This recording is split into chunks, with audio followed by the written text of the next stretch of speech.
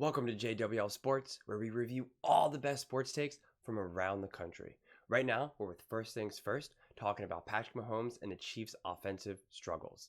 Now, let's get through this right away because this is a very interesting topic that's being talked about right now because part of it is, they lost their offensive coordinator, Bieniemy. And the whole thing was Bieniemy was seen as not that big of a deal. It was more about Patrick Mahomes and Andy Reid. And now the conversation is finally kind of turning into like, well, what about Bieniemy? And someone commented before kind of pointing that out a couple of days ago. And I thought that was a great point. And so I'm happy to see them actually kind of talking about this right now. So without further ado, let's get to it. I didn't do it. I didn't do it this week. Completely inaccurate. I didn't do it this week.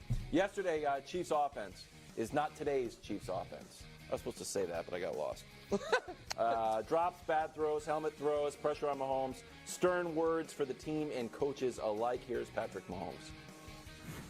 I think people see frustration and they think it causes controversy. But I see it as a way of showing that people care. They care about their profession. They care about trying to do whatever they can to win games. And so when I see stuff like that happen, obviously we want to be in a positive light and everything like that. But I see someone that cares about the game and someone that wants to be better, and not better for themselves, but for the team. That's right. That's a great take. Here's this year's offense compared to last year's offense. Let me jump in and say there's some truth to that, but that's also such nonsense. Throwing your helmet, screaming at your players in real time and stuff like that. Yes, on one side it's passion and stuff like that and that you care. And I'm not saying that it's controversy necessarily, but it's not good either. So stop pretending like, oh, just passion and that's just showing that we care and that we want to do better. I mean, I'm not buying it. What it is showing you that your frustration and that your caring has overflowed to the point where the water is boiling over the pot. I mean, that's really what it comes down to.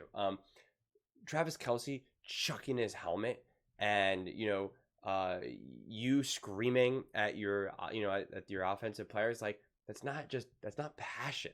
It's just not. I don't care what anyone has to say. Yes, is it the worst thing out there? No. But you mean if you weren't screaming and if you weren't, getting upset or throwing your helmet, that means you're just indifferent and that you don't want to be better? No, it means you're frustrated because you're not good enough right now, and you're frustrated because you don't have the ability to get good enough. And that's really more what it comes down to, right? I feel like people get more frustrated when they can't do what needs to be done, right? You lack the power. Think about in your job or in your life. The times that you're the most frustrated are often when you have the least amount of power because you can't do it, right? You can't just magically give yourself a promotion. You can't just magically get a raise or, you like a girl or a guy or whatever. You can't just magically make them like you back, right? Of course, you can put in the effort. You can work hard, try to get a promotion, work hard, try to get a raise, make yourself a desirable person so you attract, the person you want to date and stuff like that, without a doubt. But when you just know, it's like, if anyone has ever been broken up with, right? And you still want to be with them and you do, right? You do everything you can. You're like, no, come on, let's work through this. Let's fix this. I'll be better, this, that, I'll do whatever, yada, yada, yada, right? And the person's still like, no, I don't want to be in this relationship anymore. That frustration is no, just right. It's you can't process it because it's just I don't no, let's just especially as men, we want these practical steps that we just want to kind of have a checklist in a lot of ways, and it's no, if we just do this, right, follow these and fix this, then we can still date, we can be together, we can go on and live happily ever after. And they're just no, I don't want it. And it's just why? I don't understand. And that's what feels to me is happening with the Chiefs. It's why are we not winning? Why are we not competing? Why are we not making these passes? Why are we not doing this? It's okay, you need to catch the ball. Okay, great, catch the ball. But then they don't. They can't. They drop the ball. Even Travis Kelce dropping the passes. And it's just you can't just magically make yourself not drop the ball now, right? It's not like these receivers won't want to drop the ball or that these receivers just need to practice more. We know they're practicing. We know they're putting in the work, but they lack the ability, okay? They lack the ability to compete at a higher level. And Patrick Mahomes right now is lacking the ability to elevate the players around him. He's not able right now to make all of the other players look elite around him, right? And he doesn't have the Tyreek Hill to just toss it up to. And for the longest time, Travis Kelce was and still is his safety blanket. But Travis Kelce is older, banged up. He's just past his prime. And so now he is no longer the guarantee that Patrick Mahomes had. And so that frustration is hitting him because it's like, we need to be better. We need to do better, but we can't. But it's just like not happening. And it's just like, if I maybe just scream at you and shake you, you'll be able to do it, which is immaturity, right? It's like, to go back to the dating example, if you're trying to date someone and they're like, no, I don't want to be with you anymore, the answer is obviously not to shake them and scream in their face, screw you, you don't know what you're losing, I'm the best, right? Like, that doesn't work. That certainly doesn't lead you to your desired outcome. And really, when you get older and more mature, you accept it. You say, come on, I really want to be with you. We can work on these problems. Let's fix things. And they're just like, no. And you're just like, all right, fine. If you don't want to work on things, if you don't want to continue to date, I'm obviously sad. I'm obviously upset, but there's like literally nothing I can do. And it's accepting that there's nothing you can do. It doesn't mean that you don't care, but it means you're accepting the reality. That's maturity. That's growth. With the Chiefs, the screaming, the yelling, the fighting on the sideline, all of that, that's not maturity. That's sure. Is it technically showing that you care? Yes. But it's showing the lack of control you have around the situation. Because if these were issues that they could fix, then in your mind, then you would be able to fix them. That frustration wouldn't be as high. You would be upset, don't get me wrong, but against, Oakland on Christmas Day, not Oakland, Las Vegas, against, Christmas, supposed to be fun. You got Taylor Swift in the box wearing her stupid ass Christmas hat and like all this type of stuff. You were ready for a party. You thought you guys were going to be dancing, listening to Jingle All the Way. And again, I'm sure everyone had a party set up to be with Taylor Swift and do all that nonsense. And it didn't go your way. In fact, it was an epic failure. So that is controversial, honestly. I mean, not to mention, it's not what your history has shown. So if you were amazing through all this time, okay, and you never had any of this, during all this time, you never had any of these fights, any of these screamings, any of the throwing the helmets, yelling at the players, yelling at refs and stuff like that, going after other teams, that never happened, and you were elite and winning, okay, that's fine. Now, you're not winning, and you're not playing as well, and now you're yelling and all of this. That's different than when you were elite versus now. So obviously people are going to call that out. Obviously that's going to be an issue. So Patrick Mahomes is kind of gaslighting. I get it, right? If I was in his position or anyone was in his position, that would be the smart decision to say, hey, there's no controversy here. We're just passionate and we just know what we're capable of. And so we're just frustrated because we know what we can do and we're just not doing it right now. But we believe we'll be able to right this ship and get on track. And, we're excited to move forward. And, I believe we'll be able to, be competitive and can, win. Great. That's generic and anyone can say that, but it's not the reality of the situation. It's just not. Offense by the numbers. Down a full touchdown a game, 65 fewer yards, 10 fewer passing touchdowns, red zone touchdown percentage down 11 points. Yep. Went from top 5 last year to worse than the Patriots and the Bears. Chiefs hosting. Well, Patriots don't get into the red zone very often. Regardless, that's why I added the Bears. Chiefs host Cincinnati. Is it fair to write off the Chiefs with a loss? Okay, I think that for the width and breadth of his career, if Patrick Mahomes is healthy, he cannot be fully written off. I think there is no circumstances. I think they have the dead last ranked defense or the dead last ranked receiving core or whatever, and I don't think you will be able to write him off going into a postseason if the team's alive and he's healthy. With that said, this would be a devastating loss because I believe there is a tremendous amount to be gained from a win. I don't know if you guys checked the injury reports, but right now the Chiefs are down. They are without their top 3 running backs. Usually only have 3. Pacheco's hurt. Clyde is sick. McKinnon's on IR till the divisional round, assuming the Chiefs get there as is.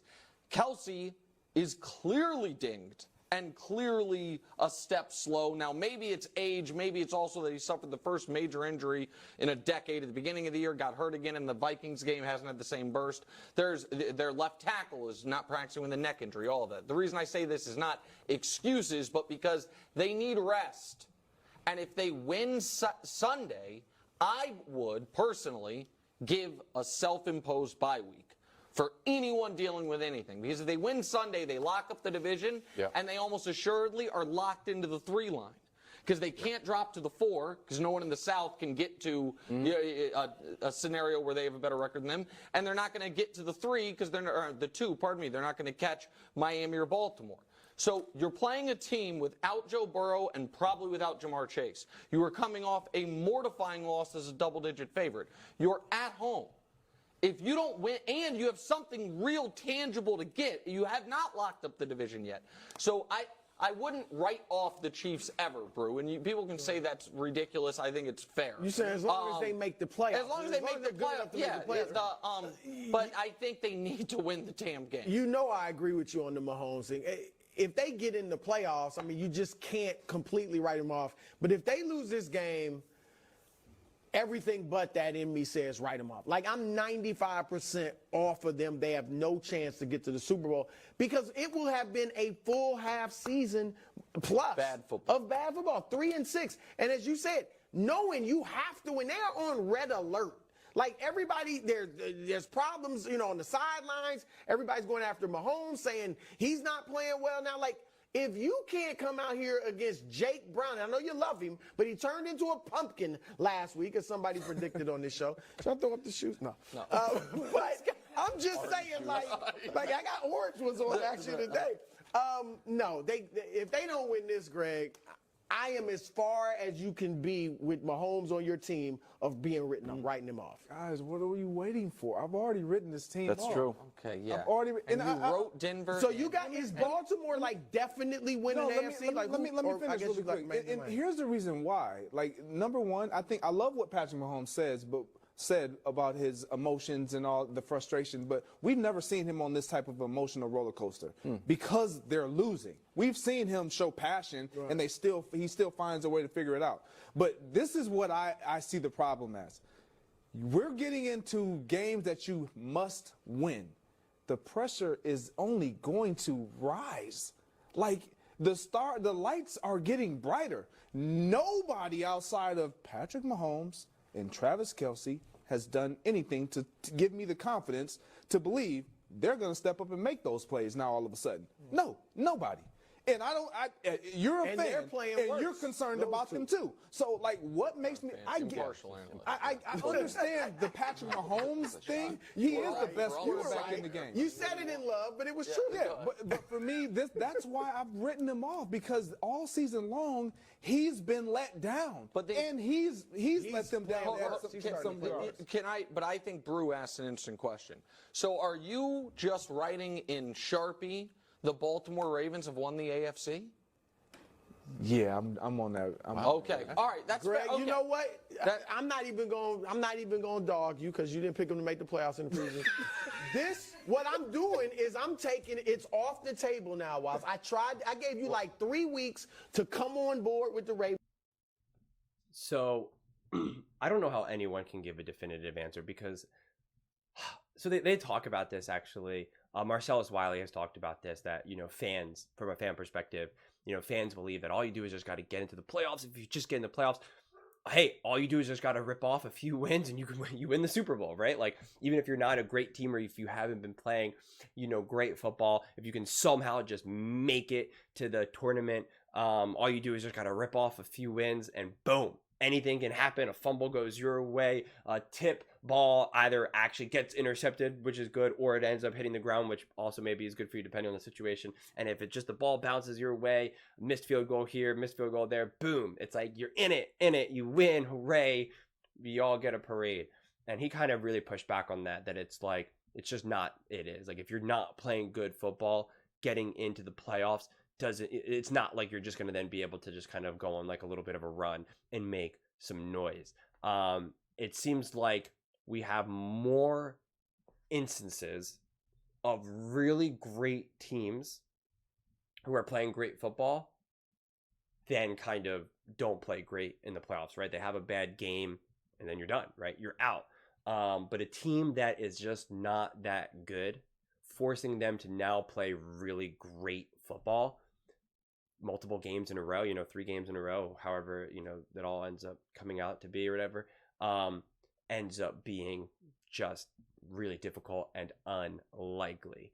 Again, of course it's possible, right? Of course it's possible. But if the Chiefs just magically are able to just now play elite football, because again, outside of the Ravens just completely dropping the ball or key injuries, because let's say again, these are made up scenarios because of how the playoffs are going to unfold. I mean, I have no idea, but it's just to imagine that the Chiefs are going to be able to just play 2-3 games in a row against elite competition without, Lamar Jackson getting injured or just his entire offense just being destroyed. It's just hard to see that they're going to be able to string together week after week, game after game when it really, really, really matters. It just doesn't seem that they have the ability. And that's what I was kind of saying earlier. That's where the frustration lies, is that they just don't have the ability.